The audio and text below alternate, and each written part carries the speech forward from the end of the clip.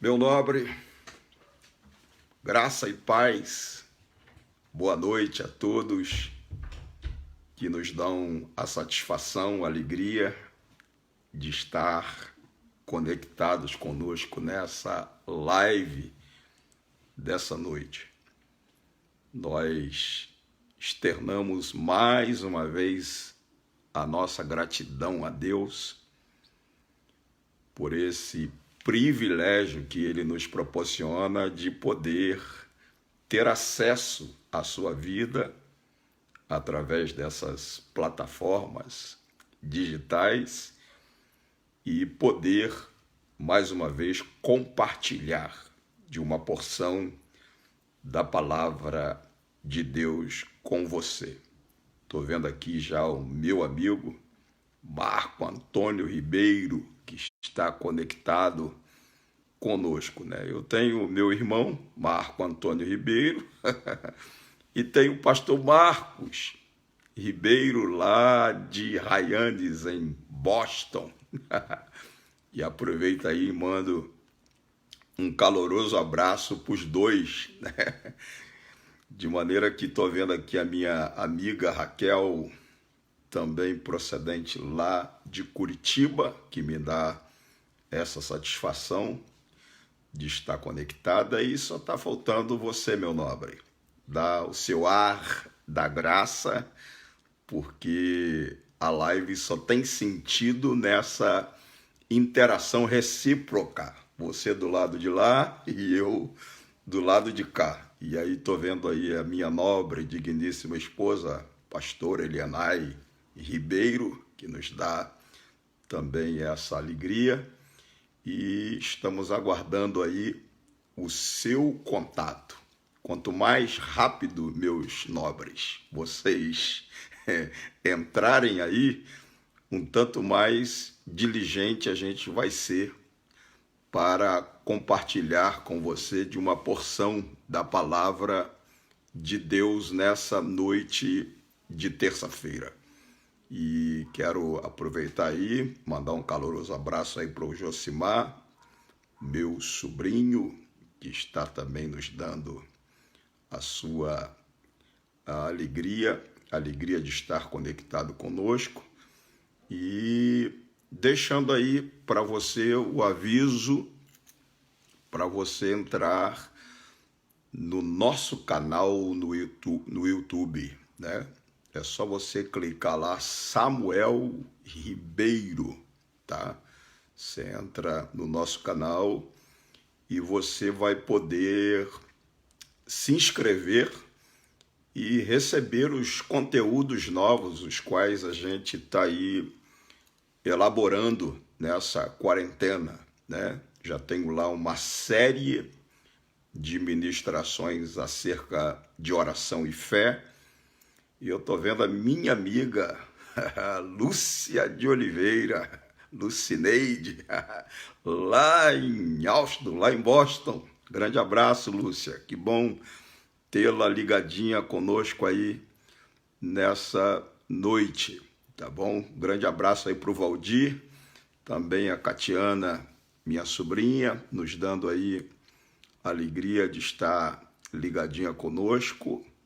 E a Kátia, o Daniel também, grande abraço, Moisés Ribeiro. A família hoje resolveu nos dar essa satisfação. Claro que sempre que a gente faz as lives, a maioria está conectada, mas estou percebendo aí que hoje está aumentando o número dos componentes da nossa família. O Marcos Costa também conectadinho aí com a gente.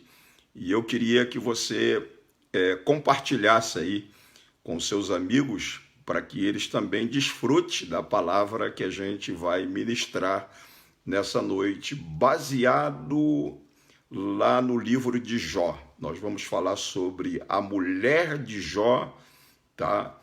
E o nosso comportamento na crise, né? Não tem ninguém melhor para revelar para a gente como deve ser a nossa postura comportamental na crise do que a mulher de Jó, que vivenciou uma crise indescritível, indizível, né?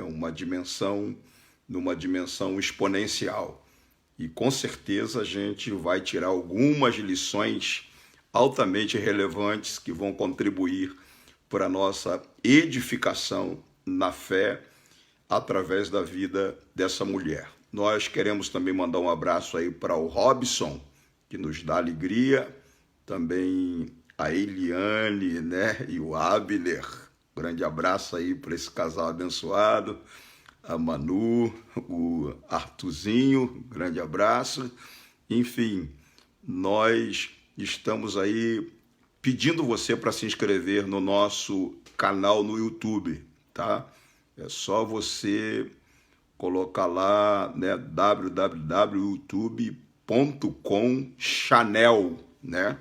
Você colocando lá, você já se inscreve, porque nós temos conteúdos aí interessantes, os quais você vai achar lá, que vai contribuir para o teu crescimento, amadurecimento na fé. Tá bom, nobre? Também a Cristiane, ou seja, a Cris, né, Portela, nossa cunhada, que nos dá aí essa alegria. Grande abraço aí para o Agnaldo, tá? Que também nos dá também a alegria da sua participação conosco nessa noite. E tá faltando você, nobre. Dá aí o ar da graça, porque nós já queremos entrar aí no texto no qual a gente vai falar hoje sobre a mulher de Jó e o nosso comportamento na crise, tá? É a live dessa noite. Então, estamos aguardando aí, tá aí o Geronildo de Oliveira também, conectadinho com a gente. Enfim, nós louvamos a Deus por essa gente maravilhosa que nos motiva a estar do lado de cá, com uma porção da palavra de Deus, com o objetivo de levá-los à unidade da fé, ao pleno conhecimento do Filho de Deus, à estatura da plenitude de Cristo, à estatura de perfeição, né? Nós vemos aqui o Agnaldo mandando a paz do Senhor, né? E a recíproca é verdadeira, ele é da Catedral da Adoração, lá de Brighton, em Boston. Que bom, rapaz, tê-lo aí ligadinho com a gente. O pessoal de Boston não nos deixa na mão, né? Nós mandamos um abraço também para Cristiane Ferreira, também está lá em Boston. A Cristiane, grande abraço, Cristiane. Grande abraço aí para Luciana Fernandes, que está também ligadinha com a gente. Enfim, eu penso que nós vamos ter ainda muita gente e você pode contribuir para isso, compartilhando aí nas suas redes, para que outras pessoas possam nos dar aí essa alegria da gente interagir com uma porção da palavra de Deus nessa noite de terça-feira. Também o Vande Gomes, que está lá em Massachusetts também. Que bom, ó, o pessoal de Massachusetts, lá da região da Grande Boston, tudo conectadinho, que bom, né? Então nós vamos dar uma olhada num texto, nobre companheiro. E estou fazendo um pouquinho aí de tempo para que outras pessoas peguem já o início da nossa fala. Por essa razão é que a gente está aí protelando um pouquinho. E enquanto isso, a gente fala para você não se esquecer de se inscrever no nosso canal no YouTube, como também acessar as nossas redes sociais, né? Porque nós temos aí conteúdos maravilhosos e esse final de semana, ou seja, lá para quinta, sexta-feira, nós vamos ter aí o 5º vídeo, tá? Falando sobre fé e oração. Dessa feita, nós estaremos ministrando sobre por que orar em nome de Jesus, né? Tem muita gente que ora em nome de Jesus, mas não sabe nem a razão pela qual faz isso, né? Às vezes utiliza o nome unilateralmente como um mero amuleto, mas nós vamos olhar sob o ponto de vista da Bíblia a razão por que devemos orar em nome de Jesus nesse vídeo, que é o 5º dessa série sobre fé e oração. Por isso que eu estou recomendando você se inscrever no nosso canal, que esses conteúdos novos você vai desfrutar de toda a série. Você que talvez ainda não pegou nenhuma delas, você vai ter acesso a essas séries no nosso canal no YouTube, tá bom? Um grande abraço aí também para o Vandir Gomes, né? Que está nos dando aí a satisfação da sua presença. Nós vamos olhar o texto que está no livro de Jó, tá? No livro de Jó, no capítulo de número 2, do versículo 1 até o versículo de número 10. Se você dispõe de um exemplar da Bíblia, muito bem. Se não dispõe, pelo menos presta atenção na leitura do texto. O texto diz que num dia em que os filhos de Deus vieram apresentar-se perante o Senhor. Aí o texto continua, veio também Satanás entre eles apresentar-se perante o Senhor. Então o Senhor disse a Satanás, de onde vens? Respondeu Satanás ao Senhor e disse, de rodear a terra e passear por ela. Perguntou o Senhor a Satanás, observaste, meu servo Jó? Porque ninguém há na terra semelhante a ele, homem íntegro, reto, temente a Deus e que se desvia do mal. Ele conserva a sua integridade, embora me incitaste contra ele para consumi-lo sem causa. Então Satanás respondeu ao Senhor, pele por pele, e tudo quanto o homem tem dará pela sua vida. Estende, porém, tua mão, toca-lhe nos ossos e na carne, e verás que se não blasfemará contra ti na tua face. Disse o Senhor a Satanás, eis que ele está em teu poder, mas poupa-lhe a vida. Então saiu Satanás da presença do Senhor e feriu Jó de tumores malignos, desde a planta do pé ao alto da cabeça. Jó, sentado em cinza, tomou um caco para com ele raspar-se. Então sua mulher lhe disse, ainda preservas a tua integridade? Amaldiçoa a Deus e morre.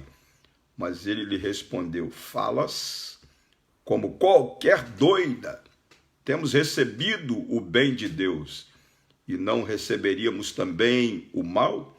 Em tudo isso não pecou Jó com os seus lábios.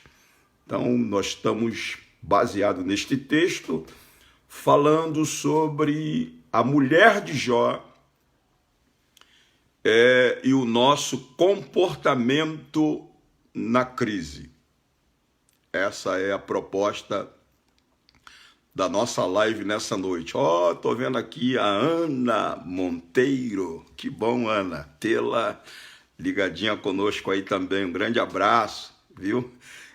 Um grande abraço para Raquel Germani, que está também nos dando a satisfação de estar conectada conosco. Enfim, que bom ter e poder ter contato com amigos e amigas, as quais a gente já faz algum tempo que não se encontra. E dentre eles aí estou vendo a Ana, né? Um grande abraço. De maneira nobre que queria que você refletisse comigo nessa noite de terça-feira sobre esse tema, tá? A mulher de Jó e nosso comportamento na crise, né?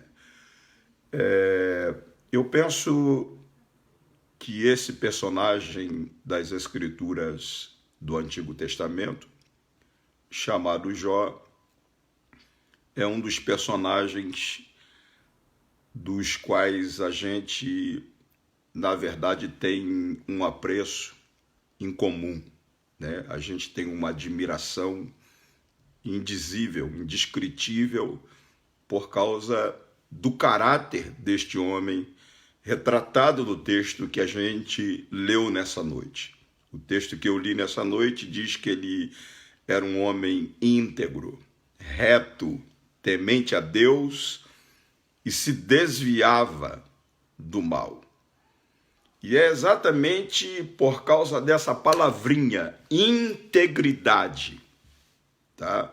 Essa palavrinha integridade é a palavra-chave que norteia o sofrimento de Jó e que também leva a mulher de Jó a questionar a razão pela qual ele conserva ainda a integridade num sofrimento indescritível, num sofrimento indizível. É só a gente lembrar que está aí 4 personagens no texto. Nós temos a pessoa de Deus, nós temos a pessoa de Satanás e nós temos a pessoa de Jó e a pessoa de sua esposa, que por causa das culturas antigas, tanto a cultura hebraica, ou seja, a cultura judaica, quanto a cultura grega, quanto a cultura romana, eles não acostumavam ter apreço pelas mulheres no sentido de valorizá-las. Né? E isso é retratado no texto quando ela é uma ilustre desconhecida, porque ela aparece no texto sem nome. Tá? E se a gente vai para o Novo Testamento, a gente se reporta que no censo que os judeus faziam na contagem do povo, eles não acostumavam contar as mulheres. Até na multiplicação dos pães e dos peixes, você vai ver lá que quando se conta, diz que havia lá quase 5.000 homens. Aí o texto diz, fora crianças e mulheres, né? Então é por isso que ela é uma mulher sem nome no texto. Você vai ver que uma das mulheres que aparece como referencial de uma exímia adoradora que derramou um vaso de alabastro nos pés do Senhor, e o Senhor Jesus disse que ela seria lembrada por aquele gesto em todo mundo que se pregasse o Evangelho, também aparece no texto como uma mulher sem nome, né? Não que Jesus, na verdade, tivesse esse tipo de preconceito, não, mas era os escritores da Bíblia na cultura judaica, eles omitiam o nome das mulheres. Por isso, a mulher de Jó aparece no texto sem nome. Tá? Também um abraço aí para Eunice, um abraço para o meu nobre irmão Eliseu, que está nos dando alegria, está conectado conosco. De maneira que aí vamos voltar aos personagens. Né? Nós temos 2 personagens que são atípicos, Deus e Satanás. Por que atípicos? Porque Deus é espírito, né? E ele é espírito incriado, é espírito eterno. E Satanás é espírito também, porque Satanás, originalmente, antes de ser Satanás, ele era Lúcifer, anjo de luz. E o escritor da carta aos Hebreus disse que Deus foi quem criou os anjos. Eles são espíritos ministradores que trabalham a favor daqueles que hão de herdar a salvação. Então nós temos aí 2 seres de substância, de caráter espiritual, né? Que não estão limitados no que diz respeito nem tempo e nem espaço. E eles se encontram numa reunião solene, né, em que o texto diz que os filhos de Deus vieram apresentar-se perante Deus, e Satanás veio também entre eles. tá? Então era uma reunião, né, de Deus com seus anjos. A palavra, os filhos de Deus ali são os anjos, que são espíritos ministradores que trabalham a favor daqueles que hão de herdar a salvação. Como eles trabalham a favor daqueles que hão de herdar a salvação, eles têm um dia que comparecem no mundo espiritual, em alguma parte do universo onde a gente não sabe, né, que houve essa reunião, para prestarem relatório das suas atividades angelicais a Deus, o Pai. E quando eles estavam nessa reunião solene para apresentar o relatório das atividades deles, diz o texto que Satanás aparece entre eles. Aí Deus aproveita a presença de Satanás, né, e faz uma pergunta para ele. Você observou lá na terra o meu servo Jó? Não há ninguém igual a ele, homem íntegro, reto, que teme a Deus e se desvia do mal. E Deus ainda diz, ele conserva a sua integridade. Então veja que a palavra-chave aí é integridade, tá? Diz o texto que ele diz, Deus diz, ele ainda conserva a sua integridade a despeito de tu ter me incitado contra ele sem causa. Porque, na verdade, Satanás coloca em xeque-mate a integridade de Jó no capítulo 1, né? E ele acusa Deus de ter subornado Jó para ser íntegro, reto, temente a Deus e se desviar do mal, né? Ele diz debalde, ou seja, é por acaso que Jó é íntegro, reto, te teme, se desvia do mal? Não, isso não é por acaso. Tu subornaste a ele, tu cercaste ele de bens. Mas no dia que tu tirares os bens que ele tem, com certeza ele blasfema diante da tua face. Isso está no capítulo 1, né?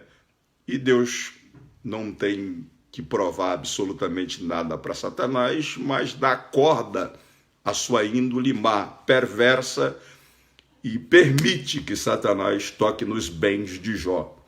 E Satanás faz um estrago descomunal na estrutura, né? Jó era o homem mais rico do Oriente, né? Ele era o maior do Oriente, tinha 3.000 camelos, 500 juntas de bois, 7.000 ovelhas, tinha servos e servas, né? E Satanás faz desabar toda essa estrutura, todo status social de rico, de rico que Jó tinha, vai de água abaixo, né? Fora a matança dos 10 filhos de Jó de uma só vez, não é verdade? E aí acontece essa segunda reunião, e aí Deus diz para ele, mais ou menos assim, eu não te falei que ele, independente do que tem, ele é íntegro, ele é reto, ele conserva a sua integridade, mesmo você tirando absolutamente tudo que ele tinha. Você me incitou contra ele sem causa. Aí Satanás faz uma proposta nova, dizendo para Deus, tudo que o homem tem, ele dará pela sua vida, pele por pele. Ou seja, toca nos seus ossos, toca na sua carne, toca na sua saúde, que ele blasfemará de ti na tua face. E aí Deus permite novamente que Satanás faça isso e recomenda-o que não lhe tire a vida. E, na verdade, Satanás, que tem a função tríplice, né, de matar, roubar e destruir, ele desce como um raio e diz o texto nos versículos que a gente leu nesta noite, Satanás respondeu ao Senhor, pele por pele, tudo quanto o homem tem, dará pela sua vida, estende, porém, a sua mão, toca-lhe nos ossos e na carne, e verás se não blasfema contra ti na tua face. Disse o Senhor a Satanás, eis que ele está em teu poder, mas poupa-lhe a vida. Então saiu Satanás da presença do Senhor e o texto diz que feriu Jó. Escute isso, nobre. Feriu Jó de tumores malignos desde a planta do pé até o alto da cabeça. Jó ficou possuído de tumores malignos. E diz o texto que ele, praticamente desesperado, debilitado, vulnerável, apodrecendo diante desses tumores, diz o texto que sentando em cinza, ele foi para fora dos muros e numa lixeira. Ele senta lá na lixeira porque ele aproveitava a cinza da lixeira para colocar nos tumores, de tanta dor que ele sentia, não sabia mais o que fazer. Ele senta na cinza e sobrou da casa dele que caiu um caco de telha.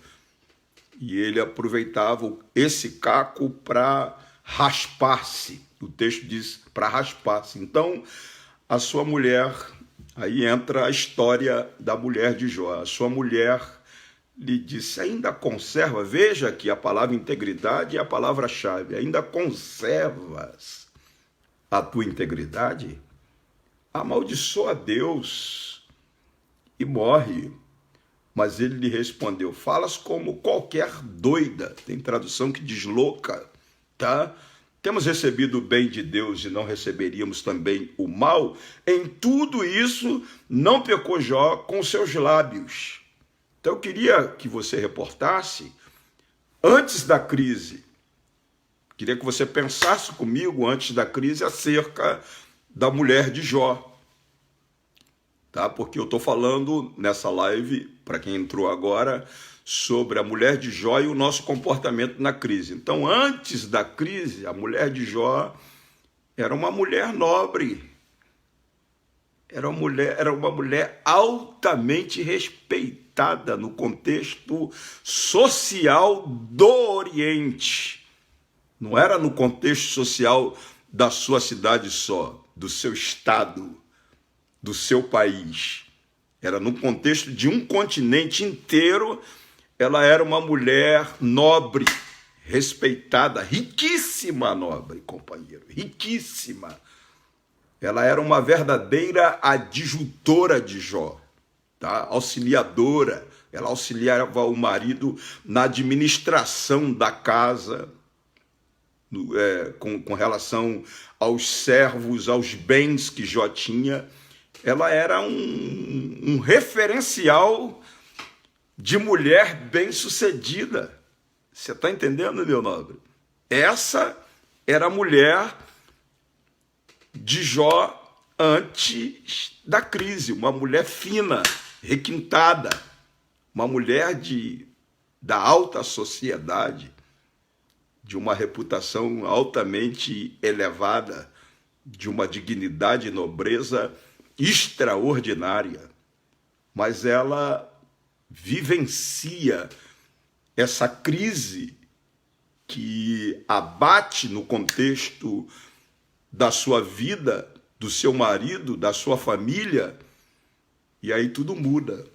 Aí vem, após a crise, a mulher de Jó já não carrega esse estereótipo.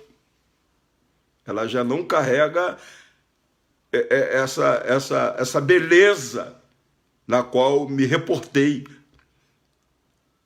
acerca dela antes da crise. Pelo contrário, agora ela é uma mulher estigmatizada. Hello? Vou repetir, agora ela é uma mulher estigmatizada, depreciada, tratada como insana, como insensata. Mudou o status dela tanto no sentido social, tá, quanto no contexto religioso, espiritual. Ela é estigmatizada entre nós, principalmente nós evangélicos. Você que é pregador, pastor, que está conectado comigo, quantas vezes você já pregou contra ela? E eu confesso, eu já preguei contra ela várias vezes. Então, ela é uma mulher, depois da crise, estigmatizada, depreciada, tratada como insana, como insensata, e ela figura hoje entre as mulheres mais repudiadas da Bíblia, como Jezabel, nobre, como Safira, mulher de Ananias, como a mulher de Ló. Hoje ela está nessa galeria aí dessas mulheres. Você está me entendendo, nobre? De maneira que existe uma mulher com um status antes da crise e uma mulher que recebe um outro status posterior à crise. Agora, tudo isso foi gerado na vida dela por causa de uma palavra que ela liberou. E ela aparece nos 42 capítulos de Jó. Dos 42 capítulos do livro de Jó, ela só aparece nesse texto do capítulo 2, do verso 7 ao 9. Dali, Jó a repreende, dizendo: você está falando como uma louca. Ele não chama ela de louca. Ele diz: você está falando como uma louca. Receberíamos nós o bem de Deus e não receberíamos o mal? Ela não dá réplica. Ela silencia, e o silêncio a respeito dela norteia todos os 42 capítulos do livro de Jó. Não se fala mais nessa mulher. Agora é interessante, meu nobre, que ela é um milagre existencial. Queria chamar primeiro a sua atenção para esse fato, porque em relação a todas as catástrofes que norteou a vida de Jó, ela literalmente foi a única poupada. Tá? Os filhos morreram os 10 de uma só vez. Os jumentos se foram. As juntas de bois se foram. Tá? Os servos e as servas se foram. A mansão de Jó, a casa, se foi. Deu um vento nas 4 colunas da casa, a casa caiu e matou os 10 filhos de Jó de uma só vez. Se foi tudo. E só ela, Jó, literalmente sofre esse ataque absurdo de Satanás na sua saúde, fora todas as perdas que ele teve. Então, as perdas que ocorreram na casa de Jó, primeiro foi a perda dos 10 filhos. Essa é a dimensão da crise que norteou a vida dessa mulher. Ela não perde um filho, meu nobre, minha nobre, que está nos dando a satisfação de estar conectada conosco nessa noite. Rosilane Ribeiro, tá? Josias Silva. Ela não perde um filho, ela perde 10 filhos de uma só vez. Você está me entendendo, nobre? Ela perde também os bens materiais. Como eu disse, que ela era uma mulher riquíssima, era uma mulher da alta sociedade, era uma mulher respeitada, era uma mulher nobre, elegante, de uma discrição descomunal. Ela era um referencial de mulher bem-sucedida no contexto da sociedade dela e de Jó. Você está entendendo? Mas ela perde 10 filhos e perde os bens material. A crise vai nessa dimensão. Ela perde o status social. De rica se tornou pobre. De alguma forma, deixa eu te falar uma coisa. Quando a gente é pobre e se torna rico, O negócio é legal. Mas você que já teve alguns bens, alguns recursos socioeconômicos e passou a ter algumas necessidades, não é fácil se adaptar a um outro estilo de vida, não é fácil abdicar-se de um padrão de vida elevadíssimo pelo fato de você ser abastado, ser afortunado, afortunada como ela era. Você está entendendo? Então ela perde o status social, ela perde, acima de tudo, a saúde do seu marido. E aqui eu abro um parêntese. São duas grandes colunas que nós temos na vida. Queria abrir esse parêntese para você. Primeira coluna que sustenta a gente é a nossa saúde física. Esse é o maior patrimônio que dispomos da parte de Deus. A gente pode até ser pobre, ter poucos recursos, não ostentar determinado luxo na vida, você está entendendo? Mas se a gente tem saúde, esse é o maior patrimônio que Deus nos proporcionou. E Satanás tocou em duas grandes colunas da vida de Jó, e que mexe com a estrutura emocional, psicológica e aflora doenças psicossomáticas no ser humano. São essas duas colunas. A coluna de caráter relacionado à saúde e a coluna relacionado às finanças.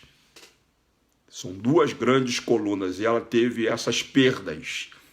E no que se refere à saúde de Jó, eu queria só abrir um pontozinho quando a Bíblia diz que Satanás colocou tumores malignos em Jó, da planta do pé ao alto da cabeça. Talvez você não tenha noção do que isso significa. É só você lembrar, eu estou falando para alguém aqui que já teve tumores, que já teve furuncos. Só para mais ou menos fazer um paralelo, você já teve furunco debaixo do braço? Já teve furunco nas nádegas? Já teve furunco? Jó tinha furunco, mais ou menos, para retratar os tumores malignos, furunco da planta do pé. Ele não podia ficar em pé. Você está entendendo? Não tinha posição. Deitado não dava para ficar. Ele não tinha posição para ficar. Você está entendendo? Até o alto da cabeça. E para retratar o sofrimento dele, é só você dar uma olhada no capítulo 7, no verso número 5, o texto diz, ele está dizendo assim, a minha carne, ele está confessando, ele está falando no capítulo 7, no verso 5, a minha carne está vestida de verme. Você imaginou? Já imaginou? Durante o dia e a noite, a carne dele estava cheia de vermes. Ele diz, a minha carne está vestida de vermes e de crostas. Crostas, a minha pele se encosta de novo à supura. Então, era cheia de verme a pele de Jó, por causa dos tumores malignos que Satanás colocou nele, da planta dos pés ao alto da cabeça. Ele diz no capítulo 30, no verso 30, que a pele dele ficou enegrecida. Me cai a pele dele começou a cair, para você ter uma ideia, tá? E ele diz que os meus ossos queimam de febre, para você entender a dimensão do que ocorreu com Jó, porque às vezes a gente só dá uma olhada por cima e não tem noção, mas é uma confissão da parte dele quando ele diz no capítulo 7, no verso 14, ele diz assim, então me espantas com sonhos e com visões assombrosas. Ele tinha pesadelos contínuos, era atormentado 24 horas por dia, meu nobre. E sabe quem estava do lado dele? Parafraseando aqui, contemporalizando para a gente entender melhor, era essa mulher que eu, na minha imaginação, penso que ela pegava a água oxigenada, pegava o algodão, pegava os gases, pegava o mercúrio, pegava o metiolate, todos esses produtos que fazem curativos. Você está entendendo? E numa expectativa descomunal, intrínseca na alma dela, fazia curativos diários, na perspectiva de ver o seu marido curado, sarado. Mas chegou momentos que ela não tinha alternativa. O mau cheiro exalava longe. Você não está entendendo? Vou explicar de novo. O mau cheiro exalava longe, tá? Porque o corpo dele era tomado de vermes.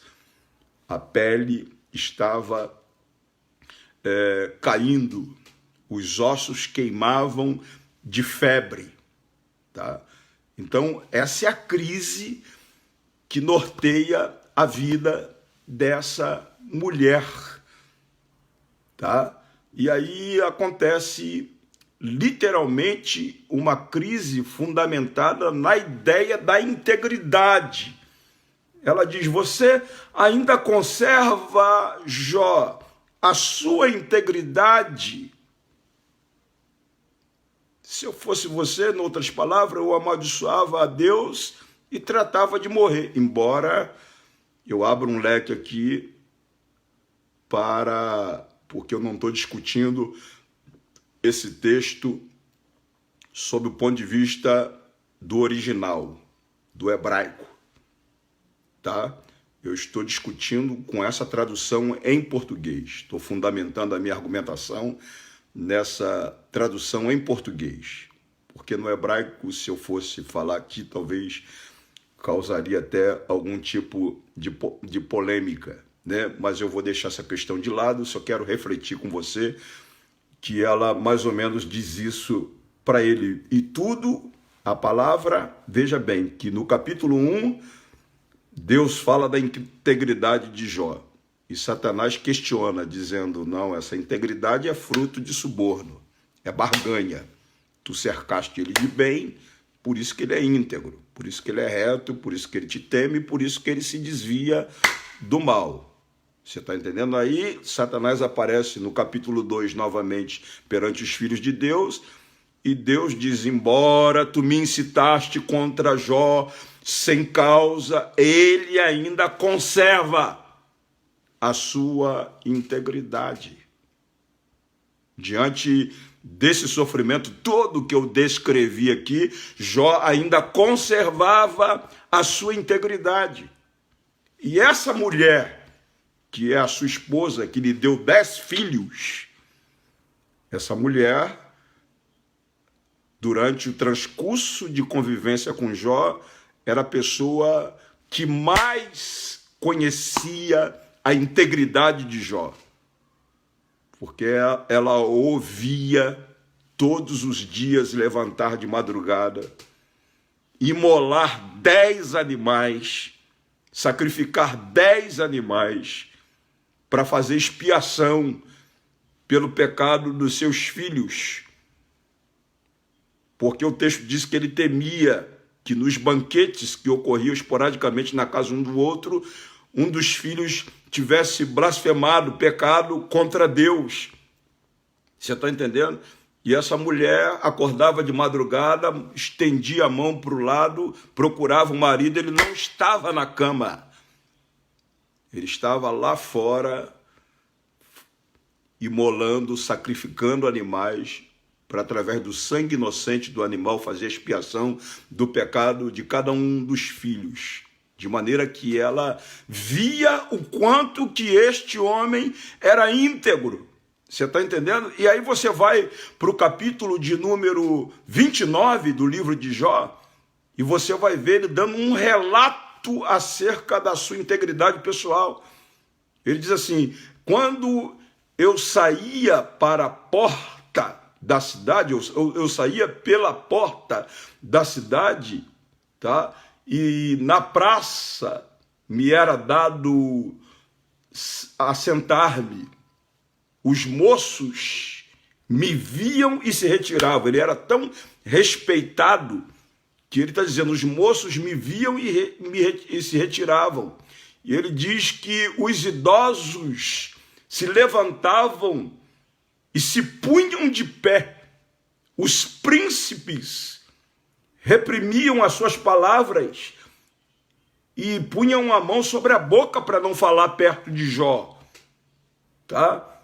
A voz dos nobres ficava emudecida, diz ele.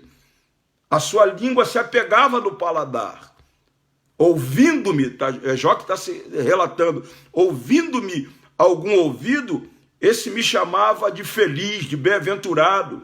Vendo-me algum olho, dava testemunho de mim, porque eu livrava, olha só, eu livrava os pobres que clamavam, e também o órfão que não tinha a quem o socorresse, a bênção que estava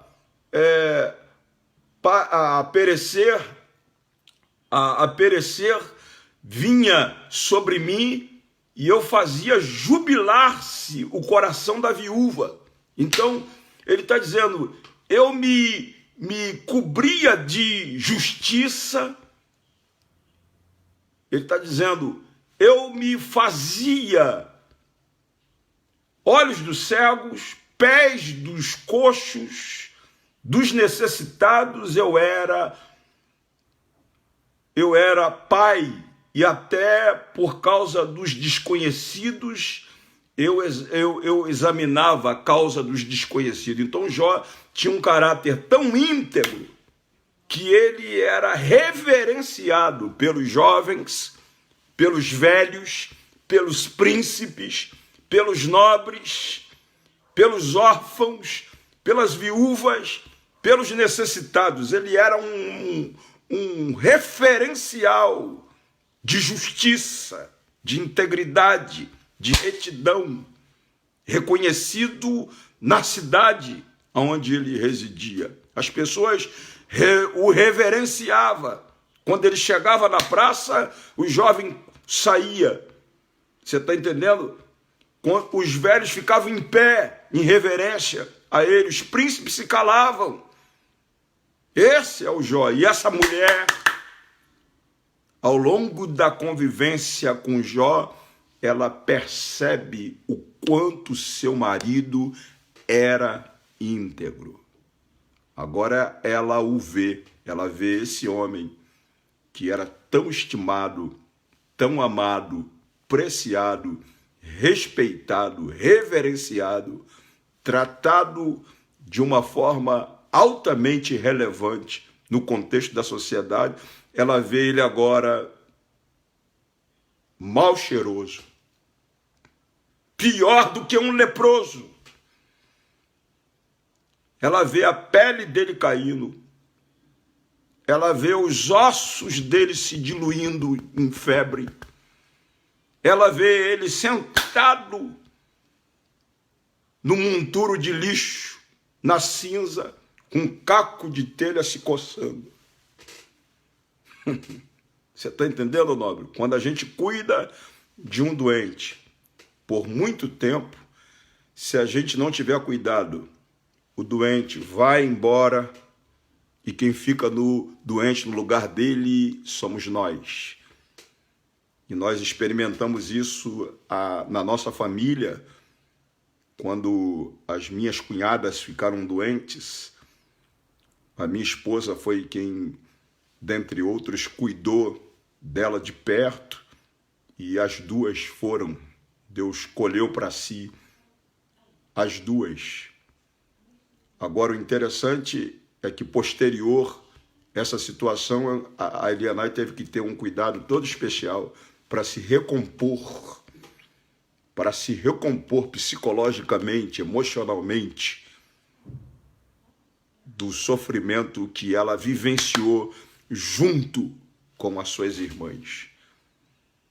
De maneira, meu nobre, minha nobre, que essa mulher, ela, diante desse quadro sombrio, desse quadro obscuro, turvo, nublado, que se desenhou na vida dela, ela perde totalmente o equilíbrio emocional. E ela acabou surtando. E quando ela surta, aí ela verbaliza. O texto diz que então saiu Satanás da presença do Senhor e feriu Jó de tumores malignos desde a planta do pé até o alto da cabeça. Jó, sentado em cinza, tomou um caco para com ele rapar-se, e aí ela surta. Quando ela vê isso, então a sua mulher lhe disse: vem cá, transcende a minha capacidade humana de conviver com esse quadro obscuro, turvo, nublado, que se desenhou na sua vida e por extensão, na minha. Transcende a minha capacidade humana. Eu vou te fazer uma pergunta, Jó. Você ainda conserva a sua integridade? Veja que a palavra é integridade. E eu penso que ela diz: você ainda conserva a sua integridade? Vamos fazer o seguinte: eu cavo a cova, você dá um jeito de se arrastar até perto dela, eu te empurro para dentro, eu jogo terra e você de lá amaldiçoa esse Deus e trate de morrer, apressar, porque o surto dela estava fundamentado no fato de saber que seu marido era íntegro e que, de alguma forma, os seres que discutiam acerca dele, que foi Deus dando testemunho da sua integridade, Satanás questionando a sua integridade, está fora da sua instância, está numa instância de caráter espiritual. Nem ela e nem Jó sabe o que se passa no mundo espiritual no que se refere a Jó. É uma discussão entre Satanás e Deus ainda, ao encontrar com Satanás, diz: tu me incitaste contra ele sem causa. Então o desespero dessa mulher era saber que o seu marido era íntegro e não conhecer a causa, não saber qual a razão pela qual ele vivencia essa turbulência, esse vento contrário, essas intempéries que dão com ímpeto, de uma maneira abrupta e grotesca, contra a sua vida. Ela não sabe a causa, ela conhece a integridade do marido, e ela se desespera e surta. Ela dá um surto e diz: você ainda conserva a sua integridade? Vamos fazer o seguinte, aí um outro detalhe. Ela surta porque ela viu que os filhos morreram abruptamente em fração de minutos diante da catástrofe. E ela surta porque ele, numa dimensão de gemido descomunal, a vida dele era prolongada. Meu nobre, por que não tirou logo a vida? Por que deixou ele minguando, se acabando, falindo, indo para a lona, se arrastando, urrando? Será o desespero dela. Aí ela surtou. Aí Jó a repreende. Porque a Bíblia vai falar de Jó em Tiago, dizendo que era para gente, para mim, para você atentar para a paciência de Jó. Porque Jó, no preâmbulo desse quadro, o texto diz para a gente atentar para a paciência de Jó e ver o fim que Deus lhe deu. Então o desespero dela era que ele, nesse sofrimento indizível, indescritível, ele parece que conhecia o que Paulo escreveu em Romanos 12:12. Alegrai-vos na esperança e sede pacientes na tribulação. Parece que ela conhecia, parece que ele conhecia esse texto. E a postura dele é essa. E ela se desespera. Você está entendendo? E aí Jó repreende ela e diz, você fala como uma louca. Ele não chama ela de louca.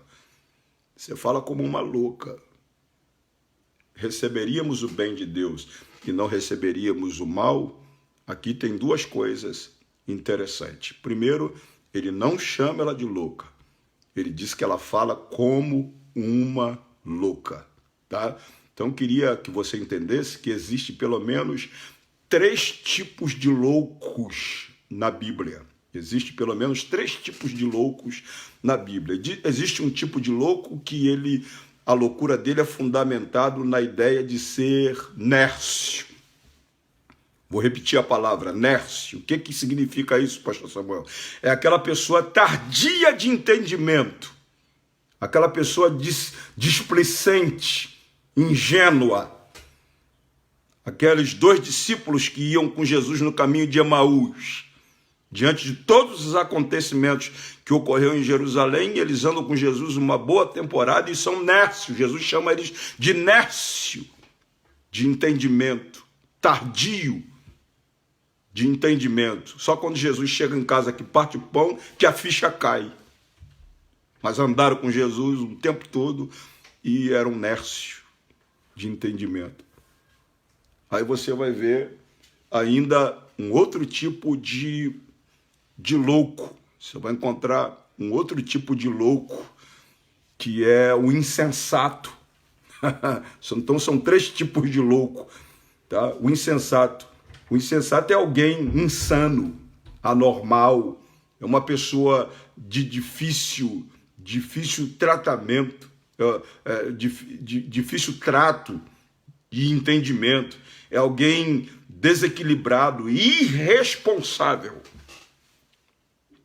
Esse é o segundo tipo de louco. E tem o louco, no sentido lato da palavra, e tem uma conotação de caráter espiritual, é aquela pessoa sem bom senso, aquela pessoa sem moderação, aquela pessoa totalmente imprudente.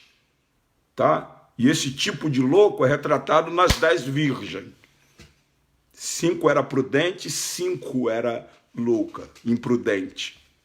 Você está entendendo? E é retratado também nos amigos de Jó, porque a mesma palavra que Jó usa para sua mulher, Deus vai usar para os amigos de Jó. Você vai ver lá no capítulo de número 42, do verso 2 ao 7, diz o texto que, tendo o Senhor falado essas palavras a Jó, o Senhor disse também a Elifaz, o temanita, a minha ira se acendeu contra ti e contra os teus amigos, porque não disseste de mim o que é reto, como meu servo Jó.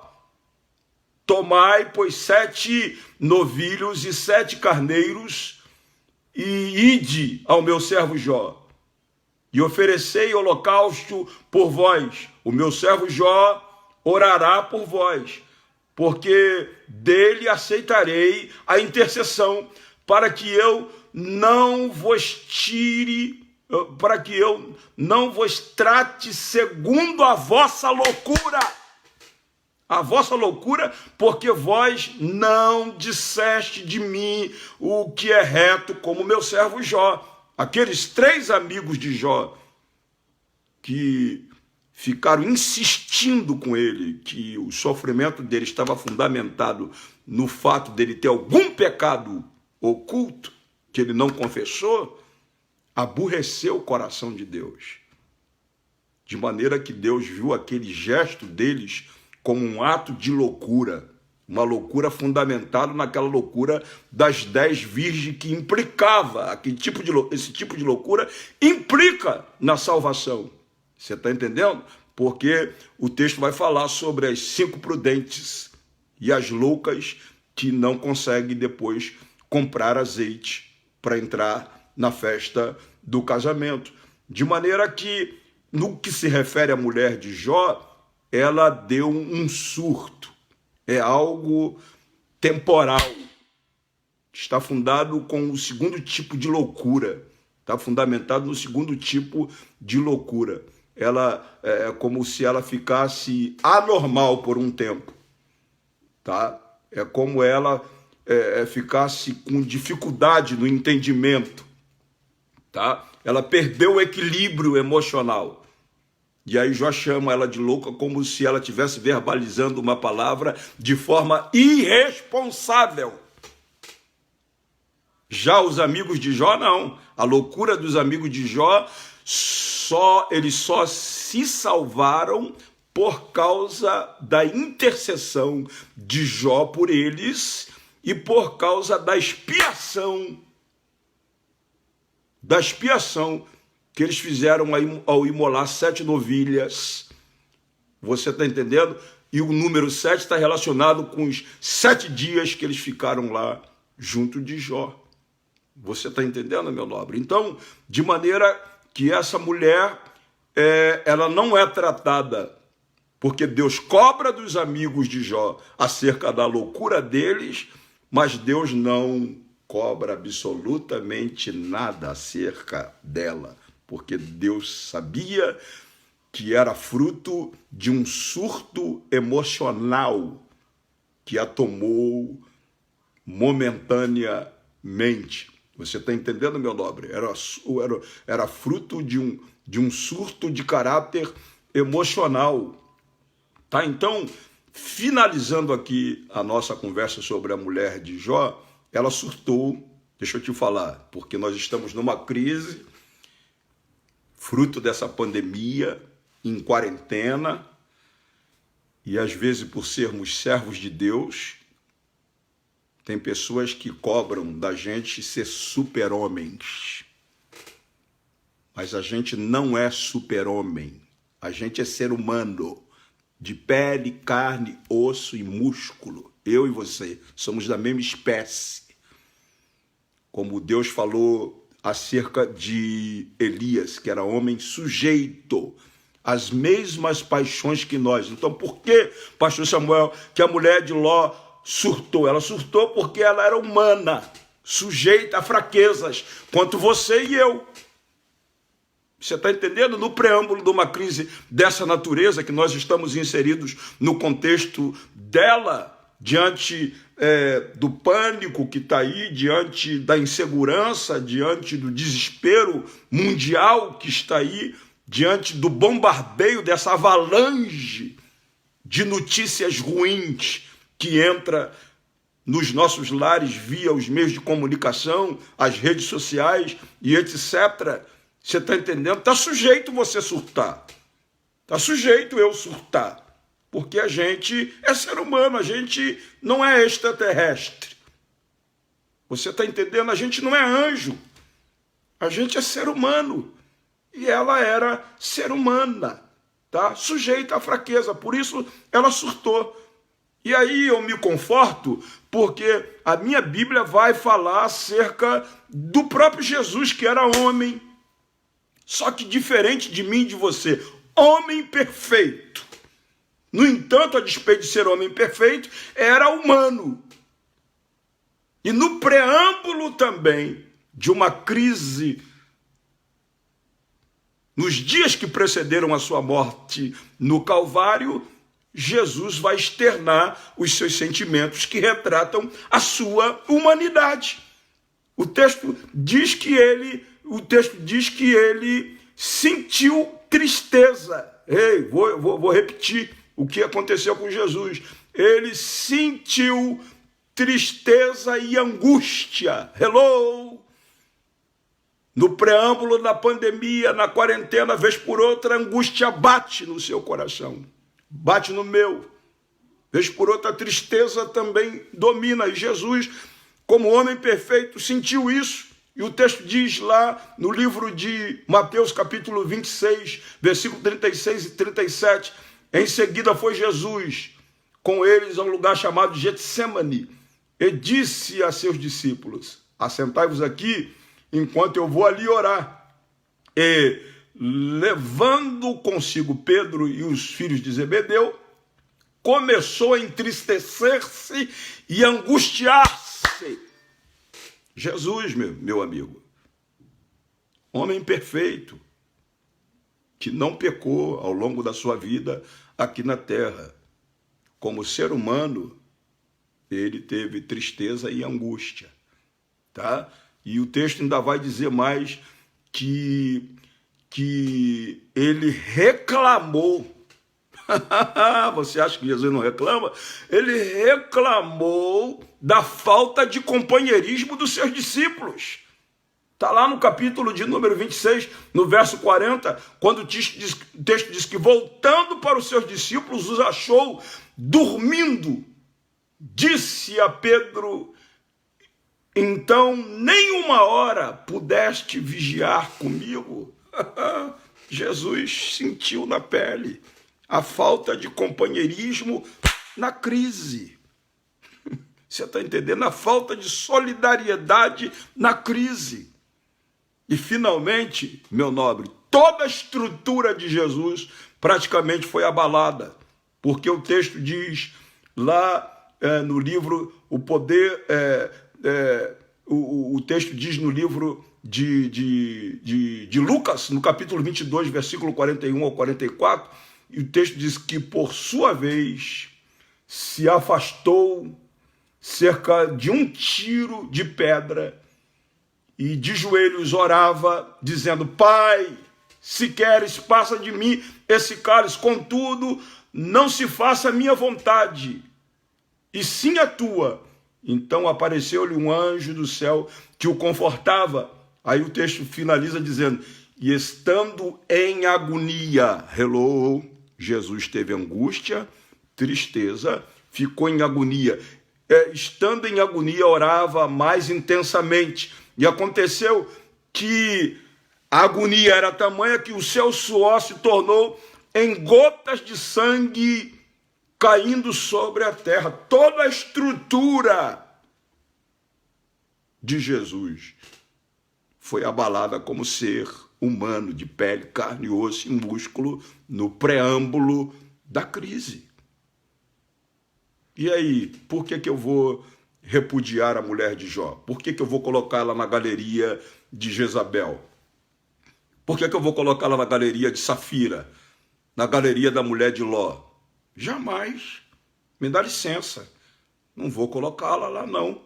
Me dá licença, porque o poder de Deus se aperfeiçoou na vida dessa mulher de tal maneira, se aperfeiçoou nas fraquezas dessa mulher de tal maneira que ela ainda foi instrumento. Aqui eu te chamo a atenção.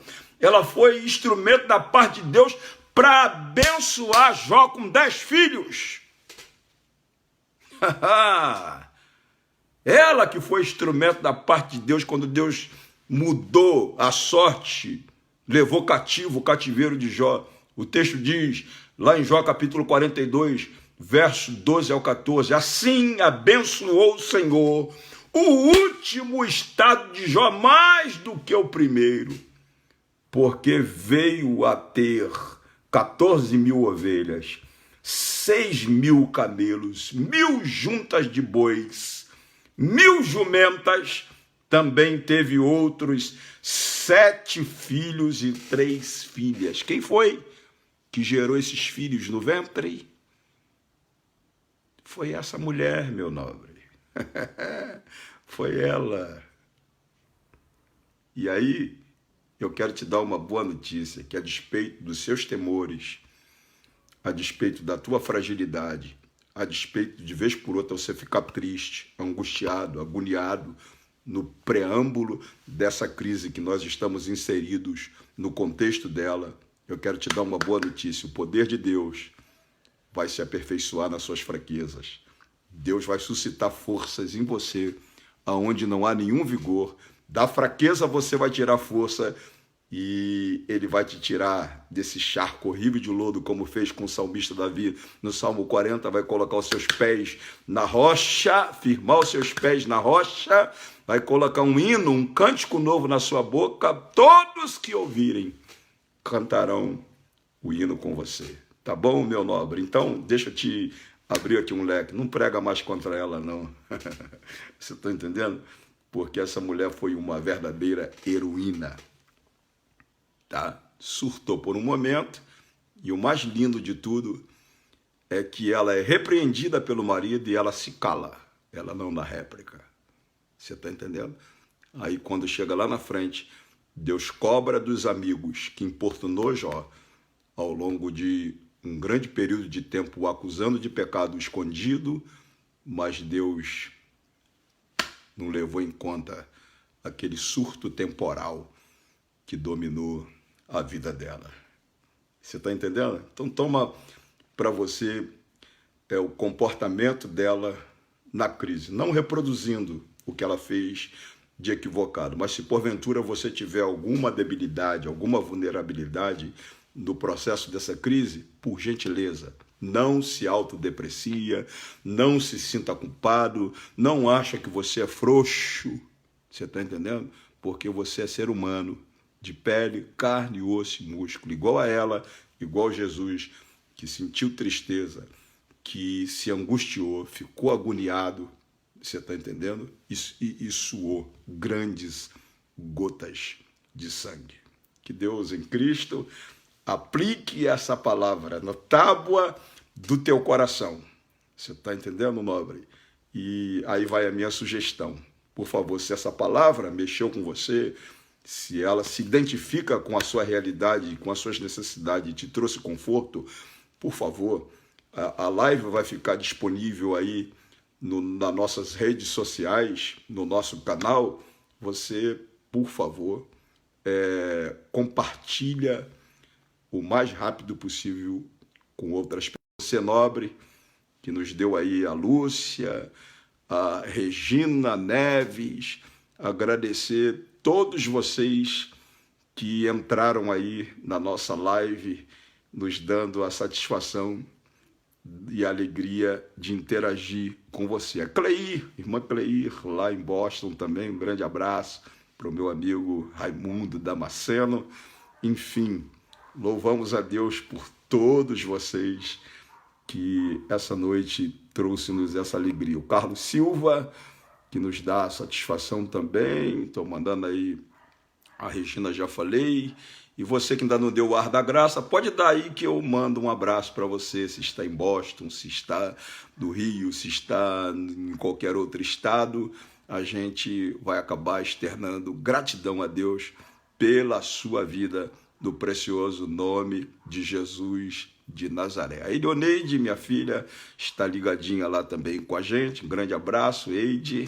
Enfim, cadê você? Dá o ar da graça aí, porque daqui a pouco eu já estou concluindo, fazendo uma pequena oração para abençoar a sua vida e a sua família.